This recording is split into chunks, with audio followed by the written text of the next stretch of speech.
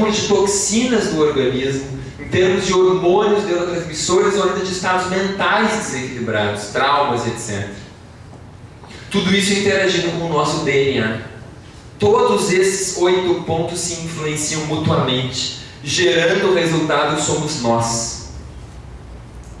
Então, na nutrição funcional, que nós vamos buscar em cada indivíduo, em cada indivíduo com doenças, é quais são os pontos desses aqui que estão desequilibrados. E o nosso tratamento não varia muito com o nome da doença. Se a doença não tiver nome, também não importa. Porque nós vamos procurar igual no indivíduo, se ele está intoxicado, se ele está com problemas hormonais ou de neurotransmissores, se ele está com problemas nutricionais, de alergias, inflamações, desequilíbrio dos radicais livres, etc, etc. E quando você consertar isso tudo, a saúde é restaurada automaticamente. Por quê? Porque você tirou do corpo os bloqueios para que a célula funcione de forma adequada e deu ao organismo a ferramenta de cura. Se a única ferramenta que você dá para a sua célula é martelo, todo problema a célula vai tratar com prego.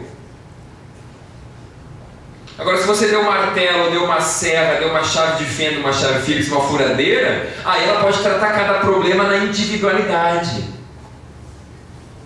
Então o que eu quero dizer é que se você priva o seu corpo do nutriente, você está privando o corpo de ferramentas de manter a célula saudável. Então na hora que você escolheu o pãozinho branco, você escolheu, por sua livre, espontânea vontade, não dar algumas ferramentas para o seu corpo. E depois de anos e anos e anos com essa escolha, você escolheu uma doença específica. Depressão, Parkinson, Alzheimer, câncer, conforme os seus genes decidirem. Aí já não está mais na sua opção, aí você depende dos seus genes que você carregou.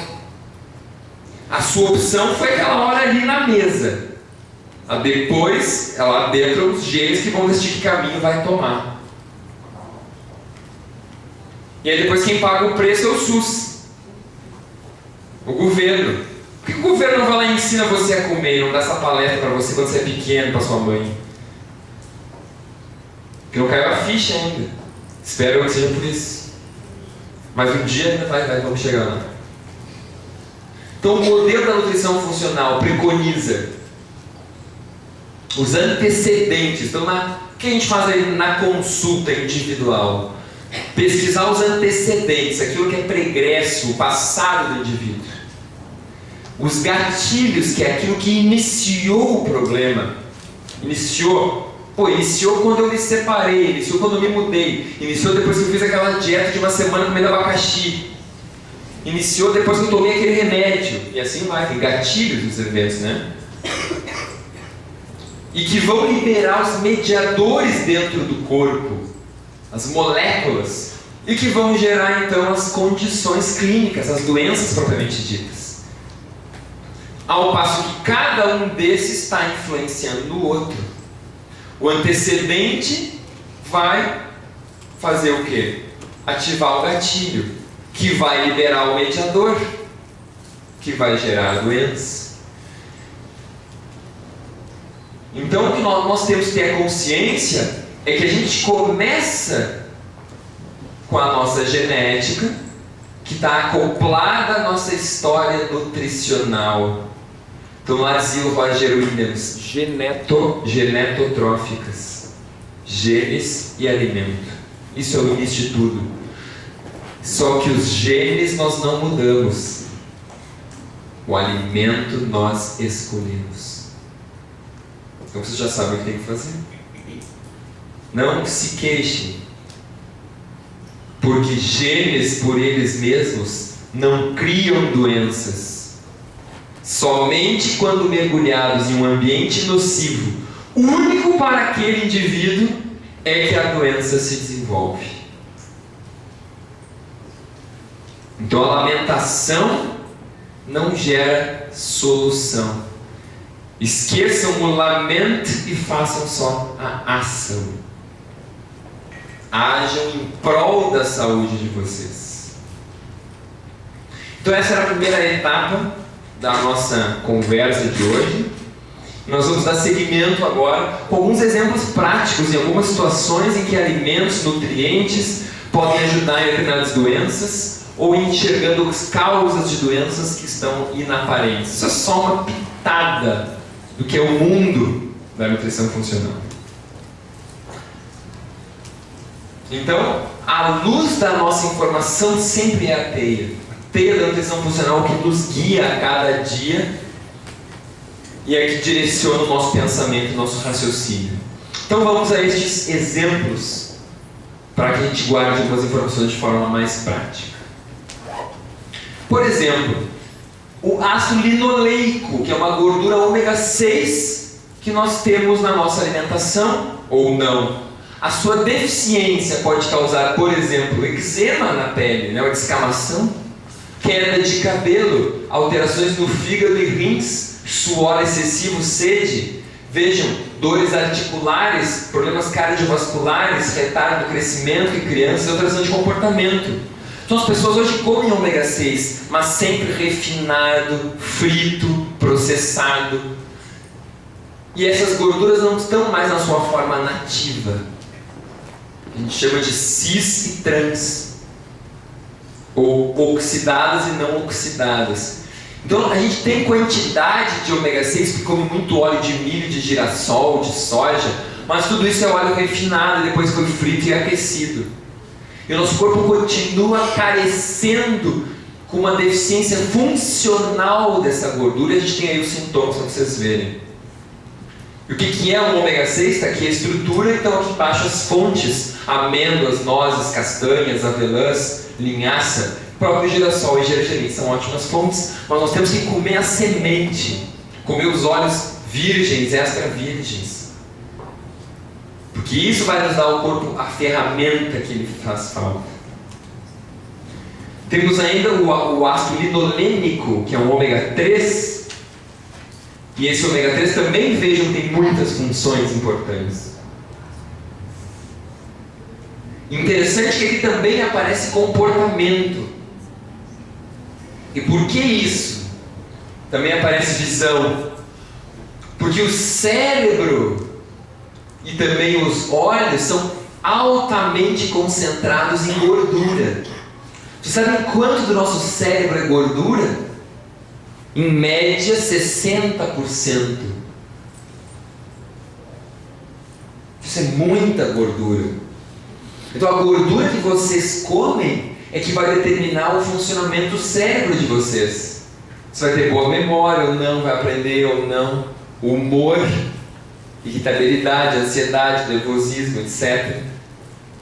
Você se queixa disso, acha, é assim porque é assim. É assim que você fez, seu cérebro fica todo oxidado, rançoso, cheio de gordura trans. Você come só aquela gordura frita, aquele baconzinho bem fritinho, aquela manteiga assim derretida, aquela gordura bem queimadinha da carne, se aquela é a sua única fonte de gordura, é aquilo que vai ter no seu cérebro. O corpo não é alquimista para transformar barro em ouro. O corpo não tem mágica. Você deu martelo, eu tenho martelo, lembra da história, né? A pele está seca, tem hipertensão, triglicerídeo subiu, visão está ruim, meu comportamento está ruim. Tomar um remédio para pressão, para o triglicerídeo, passar um cremezinho na pele, tomar um antibiótico quando tiver infecção, quando tiver um comportamento, tomar um antidepressivo ou tomar um ansiolítico, né? E aí já tomam uns 5, 6 remédios. E aí tem a estrutura do ômega 3, veja como é diferente. O ômega 6 tem 2 ligas duplas, para lembrar, e o ômega 3 tem 3 ligas duplas. Ele é mais dobradinho do que o outro. E aí o que acontece? Por ele ser mais dobradinho do que o outro, quando você come mais ômega 3, muda a fluidez da membrana celular. Quando você come mais ômegas naturais, a membrana fica mais fluida. Quando você se enche de gordura trans e de gordura saturada, a membrana fica sólida, fica menos funcional. Perde a funcionalidade natural prevista pela natureza da membrana. Você alterou o que a natureza tinha previsto. E aí o que acontece? Aí os seus hormônios não funcionam direito, e nem os neurotransmissores. Por quê? Porque os receptores de proteínas, receptores que estão na membrana, têm de interagir com essa gordura poliinsaturada. Isso muda a função daquela proteína, daquela enzima, daquele transportador. E aí você faz resistência à insulina, você faz resistência ao hormônio tireoidiano, você faz deficiência de neurotransmissor, o neurotransmissor está lá, mas ele não funciona. Muitas vezes. Então vejam como esses aspectos básicos, que é a estrutura da membrana celular, mudam a saúde das pessoas. Vamos ver um outro exemplo. Gastrites e úlceras. Gastrite não é só causada por excesso de ácido do estômago. Em geral, aliás, ao contrário. O suco gástrico é inclusive protetor do nosso estômago. A falta dele também causa problemas. Por que ele é protetor? Pois ele reduz a colonização microbiana no estômago e no intestino. Então, se você não tiver ácido no seu estômago, as bactérias tomam conta. Indivíduos que têm hipocloridria, ou seja, falta de ácido, ou até acloridria, nenhum ácido, tem maior risco e severidade de infecções bacterianas e parasitárias. E ainda, viram que a contagem de bactérias no estômago e no início do intestino delgado são inversamente relacionadas à quantidade de ácido no estômago. Então, quanto menos ácido no seu estômago, mais você vai ter parasitose, alteração da microflora intestinal, e assim por diante, além de alterar a absorção de N nutrientes. Então, você tomando medicamentos para tirar ácido do seu estômago tem repercussões bastante importantes. Entre elas, aumento, por exemplo, de fraturas de quadril, tem estudos mostrando.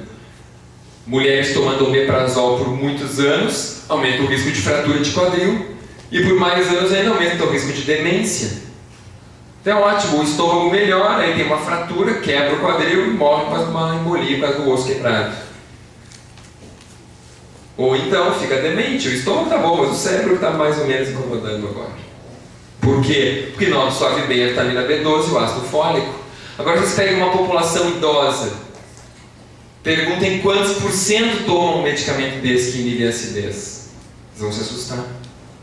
Vocês veem nos consultórios, na família, os parentes, o que acontece. Por exemplo, uma das coisas que pode ajudar no problema gástrico é o óleo de gergelim. O óleo de gergelim, que tem empresas que vendem óleo extra virgem aqui no Brasil, inclusive, diminui os radicais livres na mucosa do estômago, diminui a produção de glutationa e óxido nítrico. Por quê? Porque ele protege o estômago, então o corpo não precisa produzir tanto elemento de proteção. E o tratamento, o pré-tratamento com óleo de gergelim reduziu úlceras e hemorragias induzidas por álcool. Vejam que importante isso. Então, realmente o óleo de gergelim mostrou várias ações benéficas. Um outro elemento nutricional interessante para o estômago é a manjerona. Esse estudo pegou o extrato, extraiu em álcool substância da manjerona e mostrou uma redução imensa na quantidade de úlceras e também reduziu a secreção ácida quando eles estimularam a secreção ácida com outros sistemas. Olha que mais interessante ainda, repôs a parede gástrica do muco. Isso é muito importante, porque grande parte das pessoas que acham que tem ácido demais, na verdade tem ácido normal e tem muco de menos. E aquele ácido normal agride o estômago. O problema é que não tem um medicamento adequado e seguro para aumentar o muco. E aí a arma que se tem hoje na mão da medicina é tirar o ácido, para tentar que o estômago refaça o muco por ele mesmo. Só que se não tem nutrientes como vitamina A, zinco, glutamina, etc., o triptofano, o estômago não faz muco de forma adequada. Vamos falar um pouco sobre prevenção do câncer. Tenho certeza que é um assunto também que interessa a todos. E a nutrição é muito importante em prevenção do câncer. As pessoas falam muito, mas não dizem exatamente o que tem que ser dito, na minha opinião. E uma das primeiras coisas que a gente tem que saber, American Institute for Cancer Research, sobre estilo de vida e risco de câncer, de 30% a 40% de todos os cânceres estão diretamente ligados apenas aos alimentos que comemos, exercícios que fazemos e o quão bem controlamos o nosso peso. E mais 30% apenas não usando tabaco, pode ser prevenido. Então a pessoa que está com excesso de peso, sedentária, fuma, que tem uma dieta mais ou menos, sabe para onde é que está indo? Está indo para lá. Sabe que está indo, conscientemente. Ao menos, talvez não saiba se não foi dito, mas essas informações não são tão raras. Isso é pegando cânceres de uma forma geral. Se vocês forem para alguns cânceres, como por exemplo de mama, ou de intestino grosso, ou de estômago, aí o percentual, por exemplo, de mama, de intestino grosso da alimentação aumenta ainda mais. Não é só 30%, 40%, vai a 60%, 70%. Então isso é pegando geral. Tem alguns cânceres muito menos ligados à alimentação, como linfomas, por exemplo. Então, se pegar numa média, o poder parece que diminui. Então, como que os componentes da dieta são quimiopreventivos? Isso aqui é muito importante, parece complicado, mas é muito importante a gente entender. Como que o alimento previne câncer? Quimioprevenção, prevenção de câncer. Leia o que está escrito aqui. Um pouquinho comportado aqui no canto, mas enfim. Aumentando a detoxificação de carcinógenos. Então o que eu vou explicar? Quando a gente come vegetais crucíferos, também chamados de brássicas, que são couve, repolho, brócolis, agrião, rúcula, couve de Bruxelas, tudo isso é crucífero ou brássica, o meu nome mais atual. Isso aumenta a eliminação de toxinas carcinogênicas do nosso corpo. Pô, quer dizer então que toxina causa câncer? Exatamente. Mas ninguém me diz. Só fala do cigarro, do resto ninguém fala. Onde é que tem toxina que causa câncer? Quando você come aquela carnezinha queimada. Quando você come aquela crostinha que você fez aquele bolo, aquele pão e na forma ficou queimadinho assim, e você raspa com a colher e come, que é gostoso. Então ali é o câncer se criando dentro do seu corpo. Está entendendo? Então são as suas opções no seu dia a dia. Quando você defuma o alimento, e hoje a gente defuma o que? A carne no churrasco. Como é que o gaúcho preparava o churrasco antigamente no campo? Era o fogo de chão e os espetos ao redor, né? Vocês lembram disso? Quem conhece a cultura gaúcha. Então o que acontece? A fumaça sobe e a carne ao redor só pega o calor. E a gordura pinga fora do fogo. Hoje é o caos. A gordura pinga no fogo, vira acroleína e outras substâncias cancerígenas, volta para a carne e fica impregnada na carne. E mais a fumaça direto do carvão, impregnada na carne também.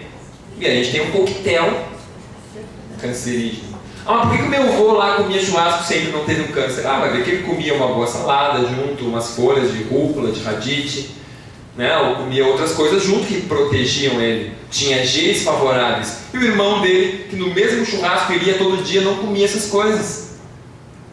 Porque se você comer aquele churrasco e comer uma boa salada junto, já no seu estômago você neutraliza a substância carcinogênica. Só para dar um exemplo. Inibem a ativação de carcinógenos. Gente, a maioria dos carcinógenos, como o do cigarro, da carne que eu citei, eles são ativados no nosso fígado e no nosso intestino. Então, se você come alguns alimentos, você não vai ativar tanto esse carcinógeno, mesmo comendo. Como, por exemplo, outras substâncias presentes nos mesmos vegetais que eu citei. Neutralizam radicais livres, como o selênio, a vitamina E, por exemplo. E ainda podem induzir a morte da célula tumoral. Então aqui tem vários mecanismos, não vou ler todos eles. Mas podem induzir que a célula tumoral se mate, avisando para ela, olha aqui minha acorda, não está certa. Você pode fazer com nutrição isso aí. Nutriente é informacional. Ele fala lá com a célula. Alô? Acorda, te liga, para de se replicar, te mata agora, quer dizer, não é te liga, te desliga. Isso é a apoptose, que o nutriente entra lá e fala para a célula doente e deixa a célula saudável funcionando bem. E esse slide eu trouxe para mostrar exatamente isso, que o nutriente como a curcumina que tem lá no açafrão da terra, ou cúrcuma, que a gente usa como tempero, aquele bem amarelo, a gente coloca para amarelar a comida, põe no arroz, né, faz uma paella, por exemplo. E o sulforafano, que tem no brócolis, por exemplo, vão ser como sinais químicos que vão ativar vários sinais intracelulares, vão se comunicar com moléculas dentro da nossa célula e vão ativar os genes no nosso DNA e vão levar a resultados diversos. Então, quando você come uma molécula, ela fala com o seu DNA. Quando você não come, ela não fala nada, ela não entrou. Você só olhou para o brócolis, não adiantou. Você só olhou o repolho e não pegou ele, pegou a cenoura, é diferente. Cenoura também tem coisa boa, mas é uma molécula diferente da outra. Então, se você passar a vida inteira comendo cenoura sem comer brócolis, você vai ter uma informação na sua célula. Foi a sua escolha. Por exemplo, no câncer de pâncreas, um estudo demonstrou que quem comia mais dessas brássicas todas não teve muito efeito, não foi significativo. Mas o repolho foi muito bem associado com menor risco de câncer de pâncreas. Quem comia mais que uma porção por semana, comparado com quem não comia nunca, veja que teve uma queda de quase 40%. 38% no risco de câncer de pâncreas, com um único alimento, comendo uma vez por semana. Será que a gente pode fazer isso? Câncer de pâncreas é um dos mais letais, que mata mais rápido. Isso aqui é difícil. Câncer de bexiga e de cólon, também mais uma vez o repolho. Aqui agora uma dose maior, queda de 55% em quem consumia 5 dias por semana, quando comparado com quem comia apenas até um dia por semana. Então veja como a gente pode modificar. Isso é só um exemplo inicial para vocês verem como tem possibilidades e coisas para serem feitas. Fala um pouco sobre artrite reumatoide. Ninguém pensa em artrite reumatoide e nutrição. Ninguém pensa nesse assunto, mas estão muito associados. Por exemplo, todos esses nutrientes estão inversamente associados com a artrite reumatoide, ou seja, quem come mais dessas vitaminas, desses minerais e mais frutas e mais brássicas, mais uma vez, couve, repolho, couve-flor, brócolis, etc., rúcula, radite, tem menos artrite reumatoide. Será que não é mais barato ensinar as pessoas a comerem isso do que esperar as pessoas ficarem doentes e gastar depois com remédios, etc.? Esse estudo analisou mais 25 mil indivíduos e viu que quem comia mais zeaxantina e criptoxantina, viu que os pacientes com artrite reumatoide comiam de 20 a 40% menos que os controles que não tinham a doença. E os autores conseguiram assumir o quê? Que um pequeno aumento no consumo de beta-criptoxantina, como por exemplo, 1 copo de suco de laranja por dia, foi associado com uma queda significativa no risco de artrite reumatoide. Então a pessoa introduziu 1 copo de suco de laranja por dia, o equivalente a isso. O milho também é uma fonte de zeaxantina, a manga também, tem outros alimentos de cor amarela, além do suco de laranja, que estão interessantes nessa situação. Muitos estudos mostram que o uso do óleo de peixe como suplemento alimentar ou complemento pode reduzir a dose ou até eliminar o uso de anti-inflamatórios nos pacientes. Só que o óleo de peixe, além de atuar na artrite reumatoide, ele vai melhorar a memória do paciente, vai reduzir a incidência de Alzheimer, vai reduzir a pressão arterial, os triglicerídeos, vai aumentar o colesterol bom, vai diminuir o colesterol ruim. E se essa mulher for jovem ainda engravidar, vai ter um filho com um QI maior e menos alérgico. Será que não seria interessante, do ponto de vista populacional, trabalhar mais com óleo de peixe e menos com anti-inflamatórios? Será que não seria interessante estimular a população a consumir mais peixes? São coisas que a gente tem que levar em consideração. E ainda um outro aspecto, por exemplo, na artrite reumatoide, é a questão das alergias alimentares. Vários estudos mostram que pacientes com artrite reumatoide se beneficiam muito de uma dieta sem os alimentos aos quais eles têm alergia. Vejam aqui nessa tabela, tirada desse primeiro estudo aqui, 56% dos pacientes que tinham sintomas, dor, etc., com artrite reumatoide, melhoraram com a retirada de milho, 54% tinham problemas com trigo, quase 40% com laranjas ou com carne de porco. Então vejam aqui, um estudo mostrou que quem tomava mais laranja diminuiu a incidência de doenças, mas quem já tinha a doença, parece que não adianta muito mais, pelo menos para 40% deles. Então veja que não é para todo mundo. 60% pode continuar tomando seu suco de laranja, mas talvez para 40% piore. Então veja que uma mesma doença não tem uma solução única. Não é dar suco de laranja para todo mundo, dar óleo de peixe para todo mundo, tudo igual para todo mundo. Por isso tem que ser avaliação individualizada. A gente nunca vai conseguir tratar bem no sistema sopão. E assim vai. Então veja o que tem, ó. Aveia, tem leite, ficou com 37%, carne de gado, queijos, tomate, açúcar, tem de tudo. Vamos falar também sobre diabetes mellitus tipo 1. Isso é uma doença autoimune também, da mesma forma que a artrite reumatoide. Que também temos elementos nutricionais envolvidos na sua causa. A incidência da diabetes tipo 1 vem aumentando constantemente desde a década de 50, tendo dobrado, por exemplo, na Austrália em apenas 20 anos. Por que isso? Só pode ser explicado por fatores ambientais, porque os genes não mudaram. Como é que está aumentando? A genética não mudou em 20 anos? Não existe. Por que as pessoas estão mais doentes? Por fatores ambientais que estão mudando e que antes não existiam. E entre os fatores ambientais, toxinas do meio ambiente têm sido muito estudadas. E agora eu faço um adendo, tanto em diabetes tipo 1 quanto em diabetes tipo 2. Está se verificando que as toxinas do meio ambiente, só para dar um exemplo rápido para aqueles que duvidam, estão estudando indivíduos do Camboja e do Vietnã agora, nesta década. Se verificou que aqueles que foram expostos ao agente laranja na guerra do Vietnã, que os americanos derrubaram lá por todas as florestas, para desfolhar a floresta, todos magros, comendo uma dieta natural, todos em alimentos integrais, sem agrotóxico, estão ficando diabéticos. Altíssima incidência.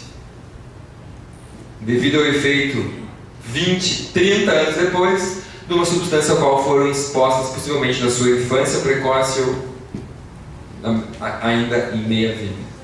Só uma palha sobre como está esse assunto do diabetes tipo 2. No diabetes tipo 1, por exemplo, uma substância chamada aloxano, que é produzida dentro do corpo a partir do ácido úrico, que todos nós temos, substância natural. Quando o ácido úrico se oxida, produz aloxano. E o aloxano, através do receptor chamado GLUT2, que tem lá no pâncreas, entra na célula beta e se acumula lá dentro, gerando espécies reativas e a destruindo.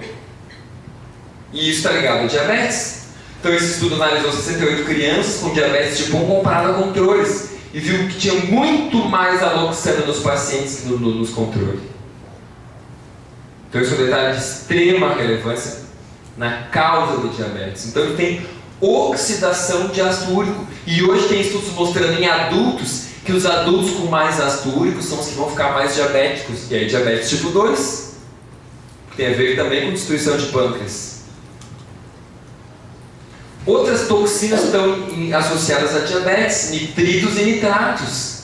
E como é comum as pessoas consumirem embutidos, né? Adicionados de nitritos e nitratos. Então esses aspectos têm que ser levados em consideração, além dos compostos N-nitrosos presentes em alimentos defumados. Além desses, essas toxinas chamadas bafilomicinas e concanamicinas, de onde vêm? São hoje até inclusive usadas como antibióticos em modelos animais, para gerar diabetes em modelos animais. Entretanto, mínimas quantidades mostram-se tóxicas no período uterino, alterando o desenvolvimento das ilhotas pancreáticas. O que os autores descobriram? Que esse fungo Streptomyces infecta batatas. Aqui à direita uma batata inglesa infectada pelo fungo e uma batata saudável à esquerda. Aqui também uma beterraba, daquelas que faz açúcar, que elas são brancas, tem esse formato, que não é comum no nosso país, infectada pelo fungo. O que os estudos mostraram? Observem esse gráfico. incidência de diabetes tipo 1 e consumo de batatas. Quanto mais come batata, mais diabetes tipo 1. Então as populações que comem muita batata parecem que têm mais diabetes tipo 1. Isso é um único elemento, por isso que a correlação não é muito forte, a curva é pouco inclinada. Tem outros fatores que eu acabei de citar, e inúmeros outros que eu não citei. Como, por exemplo, a deficiência da vitamina D. As crianças deficientes em vitamina D ficam muito mais